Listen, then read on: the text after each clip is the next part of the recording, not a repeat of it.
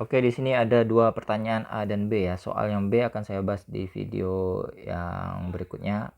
Ada di deskripsi video linknya. Jadi silakan baca deskripsi video, di situ ada link pembahasan soal yang B. Kita akan mulai pembahasan soal yang A dulu. Jadi diceritakan ada dua orang pelari cepat yang menempuh jarak sejauh 100 meter dalam waktu yang sama, yaitu 10 detik, 10 detiknya.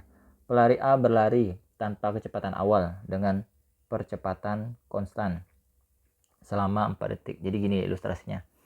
Jadi ini ada lintasan, panjangnya 100 meter. Kedua orang A dan B ini menyelesaikannya dalam waktu 10 detik ya.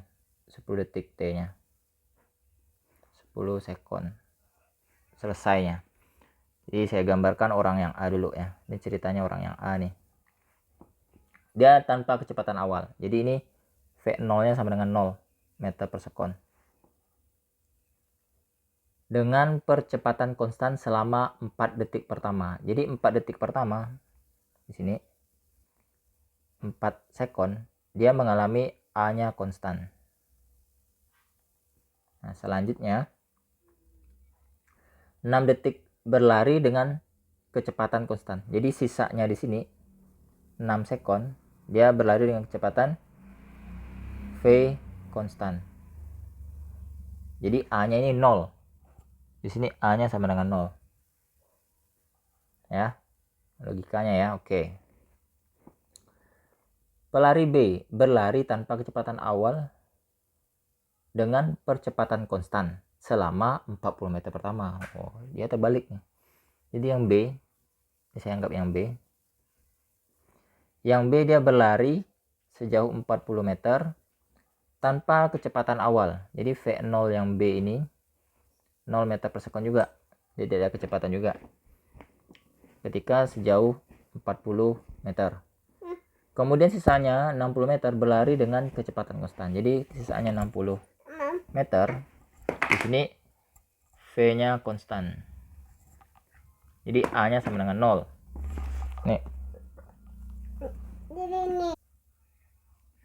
Oke, ini dia nanya tentukan nilai percepatan masing-masing pelari saat keduanya berlari dengan percepatan konstan. Jadi pada saat awalnya ini.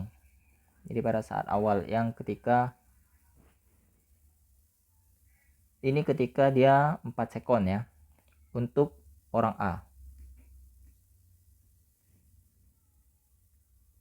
Pelari A. Jadi untuk pelari A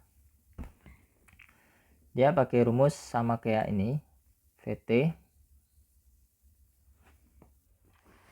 Oke, ini saya lanjutkan, tadi agak terpotong jadi videonya agak terjeda. Jadi gini. Jadi untuk orang yang A dulu ya. Untuk orang yang A di sini kan dia memiliki kecepatan awalnya 0. Tapi dia memiliki percepatan konstan sebesar A percepatannya ya. Tidak tahu berapa. Kita cari dulu dengan jarak S-nya ini. Berapa jarak tempuhnya S-nya? S karena dia GLBB berarti S sama dengan V0 kali T ditambah setengah AT kuadrat. Oke. Jadi gini, S yang ini kita tulis saja S. Ini namanya S ya, di sini ya S ya. Kemudian V0-nya 0. T-nya 4 detik. Kali 4 ditambah setengah kalikan A dikalikan 4 kuadrat. Berarti S-nya sama dengan 0 ditambah setengah dikalikan A kalikan 16. Berarti S-nya sama dengan 18A ya. 18A, 8A, sorry. 8A nih. Nah, S yang ini 8A nih. Ini kan jarak totalnya kan 100 nih. Ya kan? Jarak totalnya 100. Maka ini saya kasih warna apa ya? Warna biru aja deh. Ini kan jaraknya S sama dengan 8A. Maka yang di sini, yang kedua ini S-nya 8A, maka dari sini sampai sini sampai akhirnya kan 100 meter. Maka ini selisihnya pengurangannya adalah 100 dikurangi 8A. Ini saya anggap S2-nya. Oke? Karena kan ini S1-nya 8A. Ya, oke, ngerti ya. Jadi kan ini sebenarnya 100 dikurangi S1 gitu sisanya. Berarti sama juga dengan 100 dikurangi 8A. Untuk mencari S2-nya, nih. S2 ini kan pakai kecepatan konstan nih. Nah, menghitung S2. S2 ini kan kecepatan konstan, itu namanya GLB. Kalau GLB, S-nya sama dengan V kalikan T. Kita harus tahu dulu nih, berapa nilai kecepatan yang ada di sini. V di sini ini berapa nih? V di sini ini berapa V-nya? Caranya dari GLBB yang ini.